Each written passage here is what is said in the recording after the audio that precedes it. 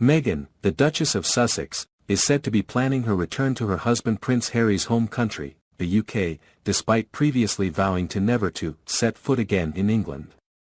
According to a royal expert, her latest venture, American Riviera Orchard, is a gateway for Meghan Markle for a smooth return to England. Royal editor Rebecca English told Palace Confidential that Meghan wants to relaunch her Sussex brand in the UK as she and Harry are looking for new PR representation in the country. English explained that Meghan hopes to take her business from US to UK, and for that, she might be open to reconciling with the royal family. It is pertinent to note here that Meghan has not returned to UK in recent years even after she heard of King Charles's cancer diagnosis. Speaking on the podcast, English said, "I suspect it's also got something to do with the big plans that we're hearing about, that Meghan is going to launch this big commercial project.